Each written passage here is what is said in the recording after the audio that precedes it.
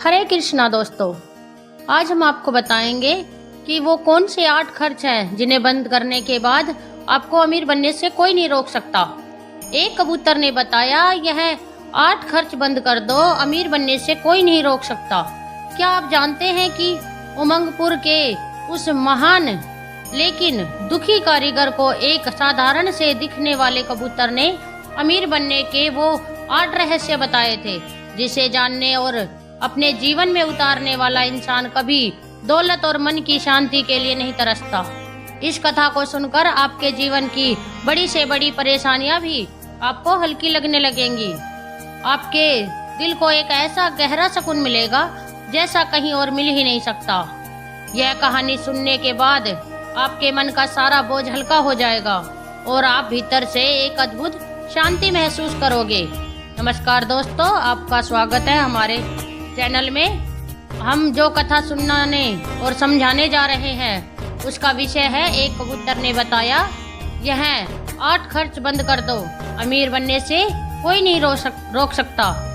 यह एक ऐसा विषय है जो आज के समय में हर उस इंसान से गहराई से जुड़ा हुआ है जो मेहनत तो दिन भर करता है लेकिन अपना पसीना भी बहाता है, पर उसे अपनी मेहनत का वो फल नहीं मिल पाता जिसका वो हकदार है। बहुत से लोग ऐसे हैं जो पैसे तो कमाते हैं पर महीना खत्म होने से पहले ही उनकी जेब खाली हो जाती है। उनके घर में पैसा आता तो है पर जैसे रुकने के लिए नहीं, बस जाने के लिए आता है। आखिर ऐसा क्यों होता है? क्यों काबिल और मेहनती होते हुए भी इंसान गरीबी में जीने को मजबूर होता है? इस गहरे सवाल का समाधान आज की इस अद्भुत और प्रेरणादायक कथा में छिपा हुआ है। यह कहानी है उमंगपुर के उस कारीगर की जिसके हाथों में तो साक्षात सरस्वती का वास था, पर उसकी किस्मत में गरीबी का श्राप लिखा था। और कैसे एक अनजान कबूतर ने उसे असली दौलत का वो गुप्त मार्ग दिखाया जो बड़े बड़े सेठ और ज्ञानी भी नहीं जानते। गरुड़ पुराण में स्पष्ट कहा गया है कि किसी भी ज्ञान या कथा को अधूरा नहीं छोड़ना चाहिए, क्योंकि अधूरा ज्ञान हमेशा खतरनाक होता है। इसलिए कहानी को अंत तक पूरे ध्यान से जरूर सुनिएगा। अगर आपको हमारी यह कोशिश पसंद आए तो वीडियो को अपना एक प्यार भरा लाइक करें और हमारे चैनल को सब्सक्राइब करना ना भूलें। और कमेंट बॉक्स में जय श्री श्याम जरूर लिखें, बिल्कुल ना भूलें। आपके एक जय श्री श्याम लिखने से हमें बहुत प्रेरणा मिलती है। तो चलिए यह जीवन बदलने वाली प्रेरणादायक कथा शुरू करते हैं। बहुत समय पहले की बात है, भारत के एक छोर पर उमंगपुर नाम का एक अत्यंत विशाल और वैभवशाली नगर बसा हुआ था। यह नगर सिर्फ अपनी दौलत के लिए ही नहीं बल्कि अपनी कला संस्कृति और अपने हुनरमंद कारीगरों के लिए भी दूर दूर से देखने देशों तक प्रसिद्ध था। उमंगपुर की भव्यता देखने लायक थी। आसमान को छूती 7-7 मंजिलों हवेली जिसके झरोखों पर की गई नक्काशी ऐसी थी कि देखने वाले की आंखें थक जाए पर मन ना भरे। सोने और चांदी की चमक से दमकते हुए बाजार जहां दुनिया की हर कीमती चीज मिल जाती थी, और उन बाजारों में हमेशा ऐसी चहल पहल रहती थी जैसे रोज ही कोई त्योहार हो। उमंगपुर की शान ही निराली थी। ऐसा लगता था जैसे स्वयं धन के देवता कुबेर ने इस नगर पर अपनी सारी कृपा बरसा दी हो। पर हर चमक के पीछे एक साया भी होता है। इसी जगमगाते उमंगपुर नगर के एक ऐसे कोने में जहां अमीरों की हवेलियों की परछाई भी मुश्किल से पहुंचती थी, एक कारीगर रहता था जिसका नाम था माधव। माधव का नाम भले ही बड़ा ना था पर उसका काम बहुत बड़ा था। वो कोई साधारण कारीगर नहीं था। उसके हाथों में ऐसा जादू था कि लगता था जैसे स्वयं देवों के शिल्पी विश्वकर्मा माँ ने उसे अपना सारा हुनर दे दिया हो। जब वह पत्थर की बेजबान शिला को अपनी छेनी और हथौड़ी से तराशता तो ऐसा लगता जैसे वह पत्थर में जान डाल रहा हो। उसकी बनाई मूर्तियां बोलती हुई प्रतीत होती थी। जब वह सूखी और बेजान लकड़ी पर अपनी नक्काशी उकेरता तो वह लकड़ी भी शर्म से सूख जाती और एक अनुपम कलाकृति में बदल जाती। उसकी कला की चर्चा पूरे उमंगपुर नगर में थी।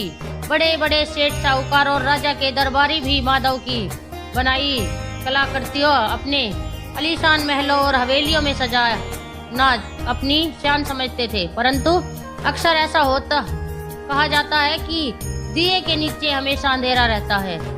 माधव की जिंदगी के साथ भी कुछ ऐसा ही दुर्भाग्य जुड़ा हुआ था। उसके हाथों में हुनर का समंदर तो था, पर उसकी अपनी जेब हमेशा रेगिस्तान की तरह सूखी और खाली रहती थी। वह सुबह सूरज उगने से पहले उठता और देर रात तक अपनी छोटी सी अंधेरी कार्यशाला में काम करता रहता।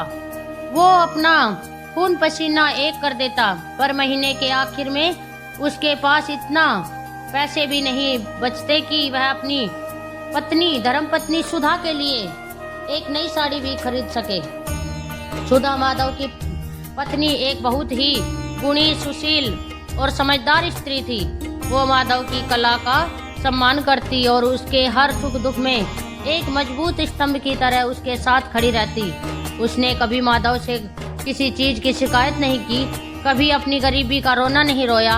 पर माधव को अंदर ही अंदर यह बात एक कीड़े की तरह खाई जाती थी कि वो अपनी इतनी अच्छी पत्नी को वो सुख सुविधाएं नहीं दे पा रहा है जिसकी वो वास्तव में हकदार है। वो उसे रानियों की तरह रखना चाहता था, पर उसकी किस्मत उसे एक साधारण स्त्री का जीवन भी ठीक से नहीं दे पा रही थी। जब भी माधव काम के सिलसिले में नगर के मुख्य बाजार से होकर गुजरता और वहां बड़े बड़े सेठों की पत्नियों को महंगे रेशमी वस्त्रों, सोने चांदी के भारी आभूषण पहनते हुए देखता तो उसका दिल किसी तेज धार वाले चाकू की तरह कट जाता था। वो मन ही मन सोचता कि मैं भी तो इनसे ज्यादा मेहनत करता हूँ। मेरे काम की तारीफ तो पूरा नगर करता है, फिर मेरी किस्मत में ही यह गरीबी क्यों लिखी है। वो देखता कि कुछ व्यापारी जो बस अपनी मुलायम गद्दियों पर बैठे बैठे हुक्म चलाते हैं, वो एक दिन में इतना कमा लेते हैं जितना वो बेचारा पूरे साल भर की हाड़ तोड़ मेहनत के बाद भी नहीं कमा पाता था। यह सब देखकर उसके मन में धीरे धीरे एक गहरी हीन भावना घर करने लगी। उसे अपनी गरीबी से, अपनी इस लाचारी से नफरत होने लगी थी। वह भी उन सेठों की तरह अमीर बनना चाहता था। वह भी एक ऐसे बड़े से घर का सपना देखता था जहां उसकी अपनी कार्यशाला हो, जहां नौकर चाकर काम करे और उसकी पत्नी सुधा बस रानी की तरह आराम से रहे। इसी एक सपने ने उसे पागल कर दिया था। वो अब और भी ज्यादा मेहनत करने लगा। वो दिन को दिन नहीं समझता था और रात को रात नहीं, बस पागलों की तरह काम करने में लगा रहता। पर नतीजा वही ढाक के तीन पात। पैसा उसके हाथ में आता तो जरूर था, पर जैसे गर्म रेत पर पानी की बूंद पड़ते ही गायब हो जाती है, वैसे ही उसकी जेब भी हवा की तरह उठ जाती। कभी किसी जरूरतमंद रिश्तेदार की मदद में, कभी अचानक आई किसी बीमारी के इलाज में, तो कभी घर के छोटे मोटे और ना खत्म होने वाले खर्चों में। सब कुछ खत्म हो जाता। सुधा उसे कई बार प्यार से समझाती कि आप इतनी चिंता मत किया करो, भगवान ने हमें 2 वक्त की रोटी दी है, सिर पर छत दी है, हम इसी में खुश और संतुष्ट है। पर माधव को लगता कि सुधा बस उसका दिल रखने के लिए ऐसा कह रही है। उसे उसकी आंखों में छिपी अधूरी इच्छाएं साफ दिखाई देती थी। एक दिन जैसे किस्मत ने माधव की अधूरी प्रार्थना सुन ली हो, उमंगपुर के सबसे धनी और प्रभावशाली सेठ धर्मपाल के यहाँ से माधव के लिए बुलावा आया। सेठ धर्मपाल जितना अमीर था उतना ही ज्यादा घमंडी और उसकी दौलत का दिखावा करने वाला था। उसने माधव को अपनी विशाल हवेली में बुलाया, जो किसी राजा के महल से कम नहीं थी। माधव जब उस हवेली में पहुंचा तो उसकी आंखें खुली की खुली रह गई। हर तरफ बस सोना चांदी और कीमती पत्थर जड़े हुए थे। सेठ धर्मपाल अपने मखमली सिंहासन पर बैठा हुआ था और उसने माधव उसको सिर से पांव तक ऐसे देखा जैसे वह कोई कीड़ा मकोड़ा हो। फिर अपनी भारी आवाज में बोला, हमने सुना है कि तुम अपने आप को बहुत बड़ा कलाकार मानते हो। हम अपनी इस नई हवेली के मुख्य द्वार पर धन की देवी लक्ष्मी की एक ऐसी अद्भुत मूर्ति स्थापित करवाना चाहते हैं जिसे देखकर आने जाने वाले लोगों की आंखें बस उसी पर टिक जाए। क्या तुम ऐसी मूर्ति बना सकते हो? माधव की झुकती हुई आंखों में उम्मीद की एक तेज चमक आ गई। यह उसकी जिंदगी का अब तक का सबसे बड़ा और सुनहरा मौका था। उसने बिना एक पल सोचे तुरंत हाँ कर दी। सेठ ने कहा, पैसे की बिल्कुल चिंता मत करना, तुम जो कीमत मांगोगे वह तुम्हें मिलेगी। पर एक बात याद रहे, मूर्ति ऐसी होनी चाहिए जैसी आज तक इस पूरी धरती पर किसी ने ना बनाई हो। अगर काम में जरा सी भी कमी हुई तो तुम्हारी जान ले लूंगा। यह कहकर सेठ ने उसे पैसगी के तौर पर सोने की 100 मोहरें दी। माधव की खुशी का कोई ठिकाना नहीं रहा। उसे ऐसा लगा जैसे अब उसकी किस्मत का बंद दरवाजा हमेशा के लिए खुल गया है। उसने घर आकर सारी बात अपनी पत्नी सुधा को बताई। सुधा भी यह सुनकर बहुत खुश हुई, पर साथ ही वो एक समझदार स्त्री थी। उसने माधव को चेताया कि सेठ धर्मपाल कीमती चीजों का शौकीन तो है, पर वह इंसान की परख करना भी बखूबी जानता है, इसलिए काम पूरी लगन और ईमानदारी से करना। माधव ने अपनी सफलता के नशे में कहा, तुम चिंता मत करो सुधा, मैं इस मूर्ति में अपनी जान डाल दूंगा। तुम देखना, अब हमारे दिन फिर से बदलने लगेंगे। अगले ही दिन माधव उन सोने की मोहरों को लेकर बाजार की तरफ भागा। उसके दिमाग में बस यही चल रहा था कि जब सेठ इतना पैसा दे रहा है तो काम भी उतना ही शाही और आलीशान दिखना चाहिए। उसने मूर्ति बनाने के लिए सबसे कीमती और दुर्लभ संगमरमर का पत्थर खरीदा। उसने बेहतरीन औजार खरीदे और अपनी हैसियत से कई गुना ज्यादा बढ़कर खर्च कर दिया। उसका मन यही नहीं रुका। उसने अपने और सुधा के लिए भी बाजार से सबसे महंगे कपड़े खरीदे। उसने मन में सोचा कि अब जब वह बड़े लोगों के साथ काम कर रहा है तो उसका और उसकी पत्नी का रहन सहन भी वैसा ही दिखना चाहिए, वरना लोग क्या कहेंगे। उसने कुछ मोहरें अपने उन दोस्तों के साथ दावत और शराब में भी उड़ा दी जो कल तक उससे बात भी नहीं करते थे। वो सबको यह दिखाना चाहता था कि अब माधव भी कोई छोटा मोटा कारीगर नहीं रहा। अब उसके दिन फिर गए हैं। सुधा ने उसे इस फिजूल खर्ची से रोकने की बहुत कोशिश की। उसने कहा कि अभी तो काम शुरू भी नहीं हुआ है। परेशानी पेशगी के बारे सारे पैसे इस तरह पानी की तरह बहाना बुद्धिमानी नहीं है माधव। पर माधव के सिर पर तो अमीरी का नशा चढ़ चुका था। उसने सुधा की एक ना सुनी, उल्टे उसी पर बरस पड़ा। उसे लगा कि सुधा उसकी इस अचानक मिली सफलता और खुशी से जल रही है। उसने सुधा से कठोर शब्दों में कहा, तुम हमेशा मुझे रोकती टोकती रहती हो, तुम्हें मेरी कामयाबी अच्छी नहीं लगती क्या? अब हम और गरीब नहीं रहेंगे सुधा, तुम बस देखती जाओ, मैं तुम्हें इस उमंगपुर नगर की सबसे अमीर औरत बना दूंगा।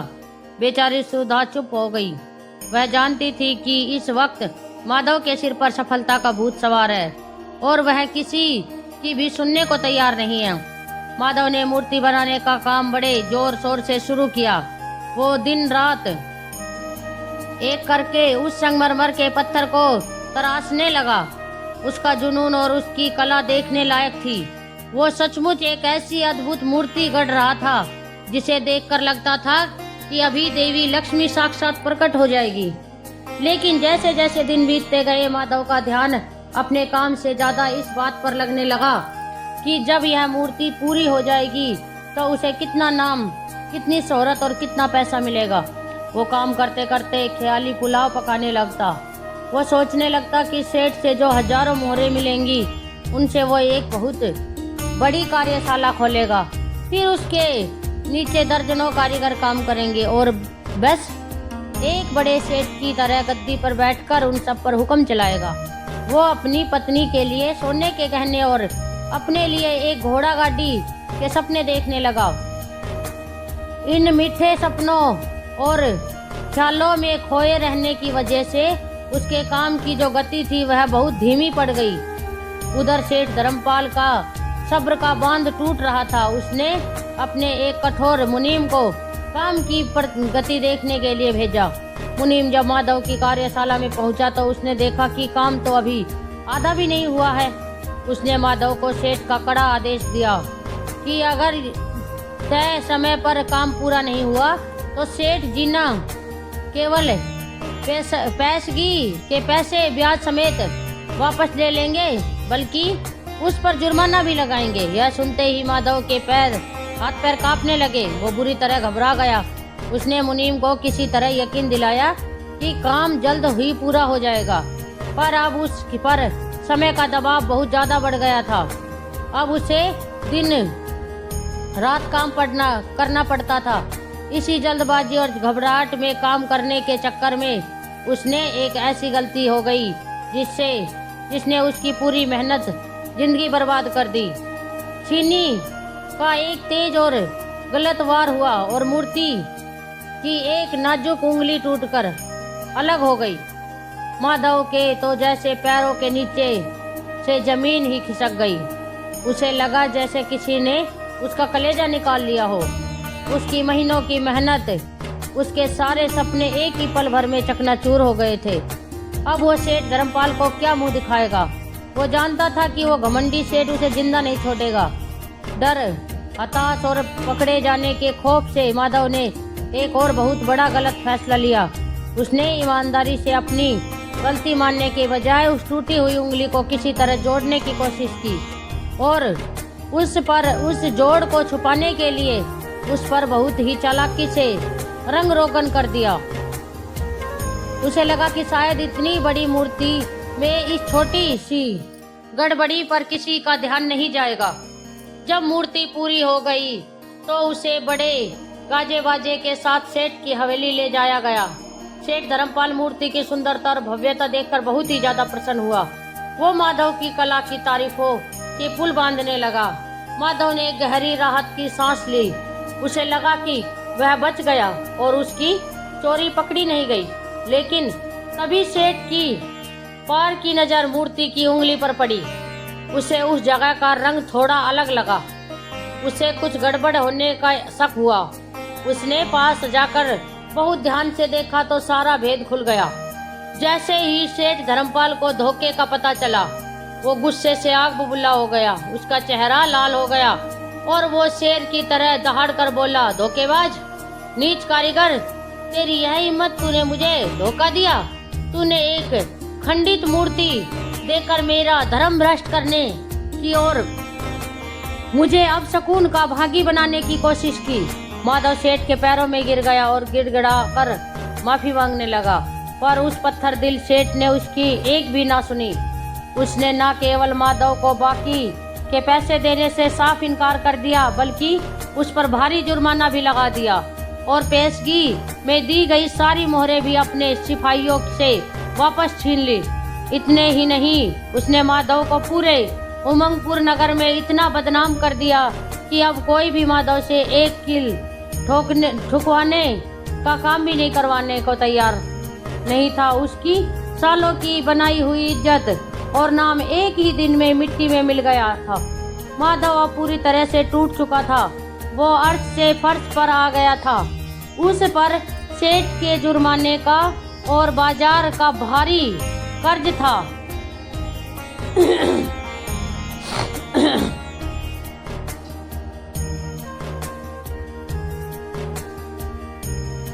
घर में खाने को एक दाना तक नहीं था और समाज में कोई उसे मुंह तक लगाने को तैयार नहीं था। लोग उसे देखकर मुंह फेर लेते थे। अब बेचारी सुधा जैसे तैसे घर चला रही थी। वो लोगों के घरों में चौका बर्तन करके जो थोड़ा बहुत कमा कर लाती, उसी से उसके घर का चूल्हा जलता था। माधव अब दिन भर घर के एक कोने में पड़ा रहता। वो या तो अपनी फूटी हुई किस्मत को कोसता रहता या फिर कर्ज में मिले पैसों से शराब खरीदकर उसके नशे में डूबा रहता। सुधा उसे बहुत समझाती, उसे हिम्मत देने की कोशिश करती, पर उस पर किसी बात का कोई असर नहीं होता। उसे लगता था कि उसकी जिंदगी अब पूरी तरह से खत्म हो चुकी है और अब कुछ भी ठीक नहीं हो सकता। एक शाम वो इसी गहरी हताश और निराश में अपने घर से निकल गया और नगर के बाहर बने एक पुराने वीरान और सुनसान शिव मंदिर की टूटी फूटी सीढ़ियों पर जाकर बैठ गया। वो अपनी उजड़ी हुई जिंदगी के बारे में सोच रहा था, कैसे वो एक सम्मानित और प्रसिद्ध कलाकार से एक शराबी, बदनाम और कर्जदार इंसान बन गया। उसकी आंखों से आंसू किसी नदी की तरह बहे जा रहे थे। तभी उसके पास एक कबूतर आकर बैठा। वो कबूतर देखने में बिल्कुल साधारण सा था, पर उसकी आंखों में एक अजीब सी शांति, गहराई और चमक थी। माधव ने उसे हाथ से उड़ाने की कोशिश की, पर वो अपनी जगह से टस से मस नहीं हुआ, वहीं बैठा रहा। कुछ देर की खामोशी के बाद वो कबूतर इतनी आवाज में बोला, क्या बात है माधव, इतने दुखी और निराश क्यों हो? माधव ये सुनकर बुरी तरह चौंक गया। उसे अपने कानों पर यकीन ही नहीं हुआ। एक कबूतर इंसानी भाषा में बोल रहा था। उसे लगा कि शायद यह उसका कोई वहम है या फिर शराब का नशा उसके सिर पर चढ़कर बोल रहा है। पर कबूतर फिर से बोला, क्या जिंदगी की लड़ाई से हार मान ली तुमने? इस बार माधव को यकीन हो गया कि वो कोई सपना नहीं देख रहा। उसने कांपते हुए हाथों को जोड़कर पूछा, आप कौन है प्रभु? क्या आप कोई देवता हैं? कबूतर ने कहा, मैं बस ईश्वर का भेजा हुआ एक साधारण पक्षी हूँ, पर मैं तुम्हारी इस उदासी और निराशा का कारण जानता हूँ। तुम इस दुनिया में सबसे अमीर आदमी बनना चाहते थे, पर सबसे गरीब हो गए। तुम सबसे ज्यादा सम्मान पाना चाहते थे, पर सबसे ज्यादा अपमानित हो गए। मैं सही कह रहा हूँ ना? माधव फक फक कर रोते हुए बोला, हाँ, आपने एक एक शब्द सच कहा। मैंने बहुत मेहनत की, मैंने अपनी कला को अपनी आत्मा दे दी, पर मुझे बदले में हमेशा नाकामी और जिल्लत ही मिली। मेरी तो किस्मत ही खराब है। कबूतर ने कहा, किस्मत खराब नहीं है माधव, तुम्हारे काम करने का और सोचने के तरीके गलत है। दौलत कमाना कोई पाप नहीं है, पर दौलत कमाने, उसे संभालने और उसे बढ़ाने का एक तरीका होता है, एक अनुशासन होता है जो तुम नहीं जानते। माधव ने बहुत ही उत्सुकता से पूछा, कैसा तरीका? क्या आप मुझे वह तरीका बता सकते हैं? कबूतर ने कहा, हाँ, मैं तुम्हें अवश्य बता सकता हूँ, पर उसके लिए तुम्हें मेरी हर एक बात को बहुत ध्यान से सुनना होगा और उसे अपने जीवन में उतारने का वचन देना होगा। मैं तुम्हें वो 9 खर्च बताऊंगा जिन्हें बंद करते ही इंसान की सोई हुई किस्मत भी चमक जाती है। फिर उसे अमीर बनने से दुनिया की कोई ताकत नहीं रोक सकती। माधव को ऐसा लगा जैसे उसे अंधेरी गुफा में रोशनी की कोई किरण मिल गई हो, जैसे उसे कोई अनमोल खजाना मिल गया हो। वो तुरंत उस कबूतर के चरणों में बैठ गया और हाथ जोड़कर बोला, आप जो भी कहोगे मैं वह सब करूँगा। मैं आपको वचन देता हूँ, कृपा मेरा मार्गदर्शन करें। कबूतर ने अपनी शांत और गहरी आवाज में कहना शुरू कर दिया। माधव एक एक शब्द को ऐसे पी रहा था जैसे कोई प्यासा इंसान सालों बाद पानी पी रहा हो। उसे लग रहा था जैसे आज उसके जीवन की सारी समस्याएं, सारे दुखों का हल उसे मिलने वाला है। उस दिन उस वीरान और सुनसान मंदिर में एक साधारण से दिखने वाले कबूतर ने माधव को दौलत, कर्म और जीवन के वो गहरे रहस्य बताए जो बड़े बड़े ज्ञानी और पंडित भी नहीं जानते। माधव को अपनी हर एक गलती का एहसास हो रहा था। उसे साफ साफ समझ आ रहा था कि उसकी गरीबी का कारण उसकी किस्मत या भगवान का कोई श्राप नहीं, बल्कि उसकी अपनी बुरी आदतें और फजूल के गलत खर्चे हैं। उसे सेठ धर्मपाल से मिला हुआ पैसा, उस पैसे से किया गया दिखावा, दोस्तों पर उड़ाई गई शराब और दावत, सब एक एक करके फिल्म की तरह उसकी आंखों के सामने घूमने लगा। उसे यह ज्ञान बहुत ही दौलत कमाना जितना मुश्किल काम है, उससे कई गुना ज्यादा मुश्किल उसे संभाल कर रखना और उसे सही जगह पर इस्तेमाल करना है। जब कबूतर ने अपनी बात पूरी की तो माधव की आंखों में भी आंसू थे, पर इस बार यह हताश और निराश के आंसू नहीं थे। यह पश्चाताप और एक नई उम्मीद के आंसू थे। उसने उस कबूतर को वचन दिया कि वो आज से अभी से इन सारी बातों का अपने जीवन में उतारेगा। यह पश्चाताप और एक नई उम्मीद के आंसू थे। उसने उस कबूतर को वचन दिया कि वो आज से अभी से इन सारी बातों का अपने जीवन में पालन करेगा। कबूतर ने उसे अपना आशीर्वाद दिया और शांत भाव से आकाश में उड़ गया। माधव को ऐसा लगा जैसे स्वयं भगवान ने उसे जीवन का सही रास्ता दिखाया हो। उस दिन के बाद माधव एक पूरी तरह से बदला हुआ इंसान था। वो घर लौटा और उसने अपनी पत्नी सुधा के पैरों में गिरकर अपनी हर एक गलती के लिए माफी मांगी। सुधा ने उसे उठाकर अपने गले से लगा लिया और माधव ने एक नई सिरे से बिल्कुल शून्य से अपनी जिंदगी की शुरुआत की। सबसे पहले उसने शराब को हाथ न लगाने की कसम खाई। उसने बड़े काम का इंतजार करना छोड़ दिया और छोटे मोटे काम करना शुरू कर दिया, चाहे वह किसी बच्चे के लिए लकड़ी का एक छोटा सा खिलौना बनाना हो या किसी के घर की टूटी हुई खिड़की की चौखट ठीक करना हो। अब वह कोई भी काम करने में शर्म या अपमान महसूस नहीं करता था। वो जो भी थोड़ा बहुत कमाता उसमें से सबसे पहले घर की जरूरत के लिए पैसे अलग रखता, फिर थोड़ा सा पैसा भविष्य के लिए बचाता और बाकी बचे हुए पैसों को धीरे धीरे अपना कर्ज चुकाता। उसने दिखावा करना तो जैसे बिल्कुल ही छोड़ दिया था।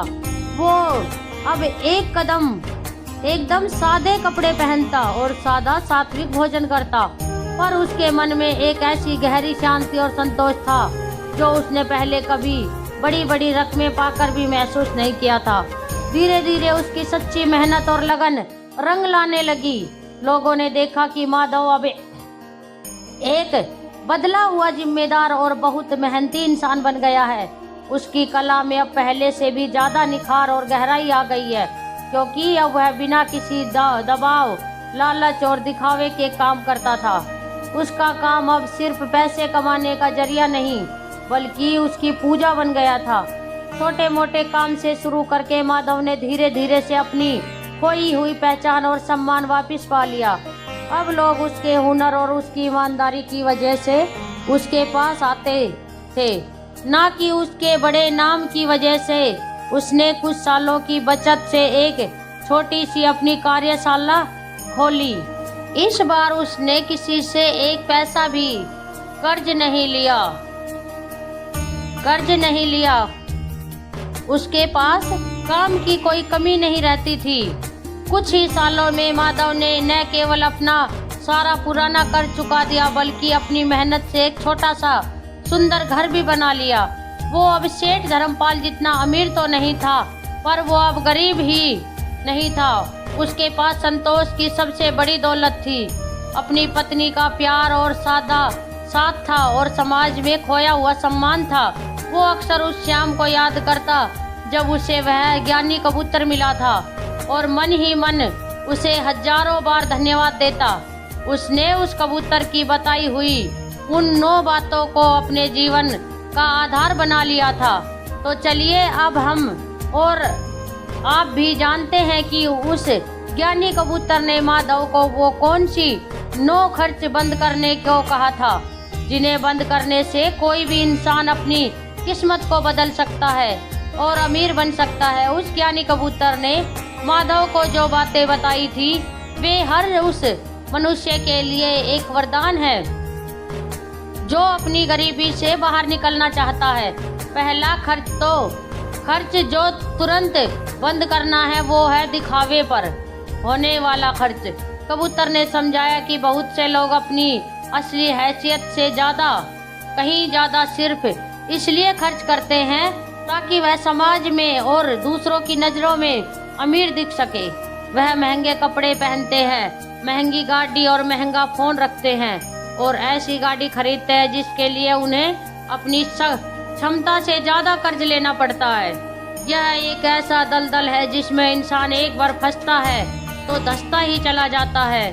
अपनी असली कमाई से ज्यादा खर्च करने की आदत आपको जीवन में कभी अमीर नहीं बनने देगी।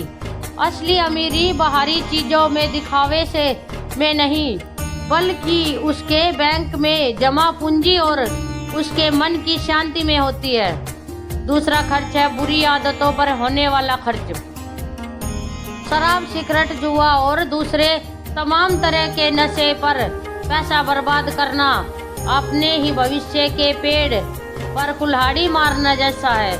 यह चीजें न केवल आपका मेहनत से कमाया हुआ पैसा बर्बाद करती है, बल्कि धीरे धीरे आपकी कीमती स्वास्थ्य, आपका सुखी परिवार और समाज में आपकी इज्जत भी छीन लेती है। जिस घर में नशा और जुए जैसी बुरी आदतें होती है, उस घर में कभी भी देवी लक्ष्मी का वास नहीं होता। वहाँ हमेशा दरिद्रता और कलह का माहौल बना रहता है। तीसरा खर्च है बिना सोचे समझे और लालच में आकर किया गया निवेश। बहुत से लोग जल्दी से जल्दी अमीर बनने के लालच में ऐसी योजनाओं में अपना सारा पैसा लगा देते हैं जिसके बारे में उन्हें कोई पूरी जानकारी नहीं होती। वो किसी दोस्त, रिश्तेदार या एजेंट की चिकनी चुपड़ी बातों में आकर या रातों रात पैसा दुगना करने के झांसे में फंसकर अपने जीवन भर की गाढ़ी कमाई को डुबो देते हैं। निवेश करना अच्छी बात है, पर वह हमेशा पूरी सोच समझदारी समझकर गहराई जानकारी लेकर और अगर जरूरत पड़े तो किसी भरोसेमंद विशेषज्ञ की सलाह से ही करना चाहिए। चौथा खर्च था जरूरत से बहुत ज्यादा मनोरंजन पर होने वाला खर्च। जीवन में काम के बाद थकान मिटाने और मन को खुश करने के लिए मनोरंजन बहुत जरूरी है, पर जब यही मनोरंजन आपकी जरूरत से ज्यादा आपकी आदत बन जाए तो वो एक खतरनाक खर्च बन जाता है। रोज रोज होटल में खाना, हर हफ्ते नई फिल्म देखना, दोस्तों के साथ महंगी पार्टियों में जाना, इन सब में कब आपका हजारों रुपया बर्बाद हो जाता है आपको पता भी नहीं चलता। अपनी कमाई का एक छोटा और निश्चित हिस्सा ही मनोरंजन पर खर्च करना चाहिए। एक समझदार इंसान की निशानी है। पांचवा खर्चा है दूसरों की अंधी नकल करने पर होने वाला खर्चा। आपका पड़ोसी या आपका कोई दोस्त क्या कर रहा है, उसने कौन सा नया और महंगा फोन लिया है, वो इस बार छुट्टियां मनाने कहा जा रहा है, यह सब देखकर अपने खर्चे बढ़ाना सबसे बड़ी बेवकूफ़ी है। आपको यह समझना होगा कि हर किसी की कमाई, जरूरतें और प्राथमिकताएं अलग अलग होती है। हमेशा अपनी चादर देखकर ही अपने पैर फैलाने चाहिए। दूसरों की होड़ में आप सिर्फ अपना वर्तमान और भविष्य दोनों ही खराब करेंगे।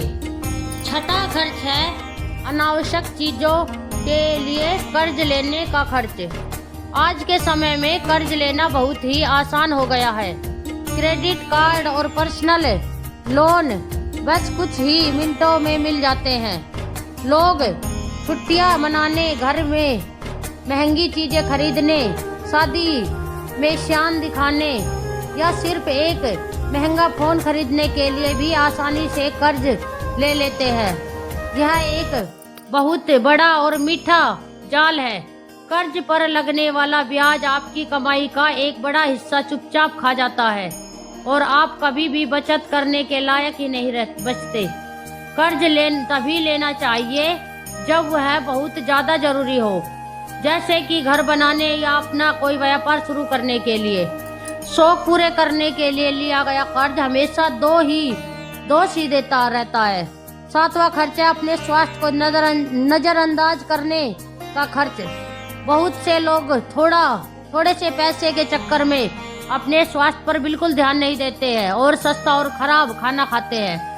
शरीर को स्वस्थ रखने के लिए व्यायाम नहीं करते और कोई छोटी मोटी बीमारी होने पर भी उसे टालते रहते हैं। पर जब वही छोटी सी बीमारी एक दिन बड़ा और गंभीर रूप ले लेती है तो उसके इलाज में उनकी सारी जमा पूंजी और बचत लग जाती है। हमेशा याद रखिए, स्वास्थ्य ही आपकी सबसे बड़ी दौलत है। अपने अच्छे स्वास्थ्य पर किया गया खर्च कभी खर्च नहीं होता। वह आपके भविष्य के लिए सबसे अच्छा निवेश होता है। 8वां खर्च है खुद के ज्ञान और हुनर को बढ़ाने पर खर्च ना करने की गलती। इसका सीधा सा मतलब है कि अपनी काबिलियत और अपना ज्ञान बढ़ाने वाली चीजों पर पैसा खर्च करने से बचना। बहुत से लोग यह सोचते हैं कि पढ़ने लिखने और सीखने की उम्र अब खत्म हो गई, पर यह सोच बिल्कुल गलत है। आपको हमेशा कुछ ना कुछ नया सीखते रहना चाहिए। अपनी कला या अपने काम से जुड़ी कोई नई चीज सीखना, कोई नई भाषा सीखना, कोई नया हुनर सीखना, यह सब आपके भविष्य में आपकी कमाई को कई गुना बढ़ाने में मदद करता है।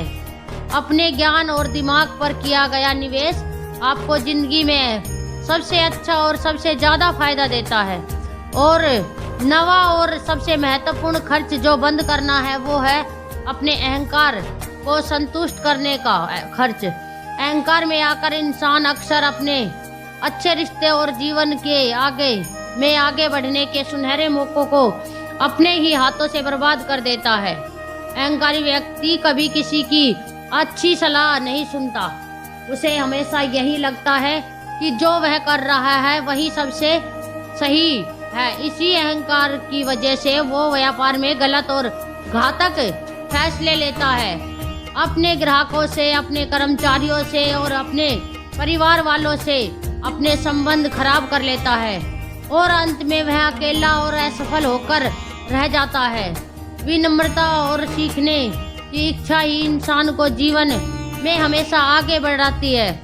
तो प्रिय दर्शकों, यह थी 9 अनमोल बातें जो उस ज्ञानी कबूतर ने माधव को बताई थी। इन्हीं फजूल खर्चों के बंद करते ही माधव ने अपनी उजड़ी हुई जिंदगी को फिर से संवारा और एक सुखी और सम्मानित जीवन पाया। यह बातें सिर्फ उस कहानी के माधव के लिए नहीं थी, यह हम सब के लिए है। अगर हम भी इन बातों पर गहराई से विचार करें और उन्हें अपने जीवन में उतारने की कोशिश करें तो हमें भी अमीर और सुखी बनने से कोई नहीं रोक सकता। इस कहानी का अंतिम संदेश बहुत ही सीधा और गहरा है। असली अमीरी सिर्फ बहुत सारा पैसा जमा कर लेने से नहीं आती, बल्कि पैसे का सही और समझदारी से इस्तेमाल करने, बुरी और महंगी आदतों से बचने और हमारे पास है उसमें संतोष करने के साथ जीवन जीने से आती है। हमें अपनी मेहनत की गड़ी कमाई में व्यर्थ के दिखावे और फिजूल की आदतों में बर्बाद नहीं करना चाहिए। अपने और अपने परिवार के भविष्य को बेहतर और सुरक्षित बनाने में लगाना चाहिए। अगर आपको हमारी यह कहानी और इसमें छुपा संदेश पसंद आया हो तो कृपया इस वीडियो को अपने मित्र और परिवारों के सदस्य के साथ साझा अवश्य करें। क्या पता आपका एक छोटा सा शेयर किसी की जिंदगी में एक बड़ा और सकारात्मक बदलाव ले आए। हमारे चैनल को सब्सक्राइब करना ना भूलें ताकि हम आप तक ऐसी ही ज्ञानवर्धक और प्रेरणादायक कहानियाँ पहुँचाते रहे। और कमेंट में अपनी राय हमें जरूर बताएं। हर हर महादेव।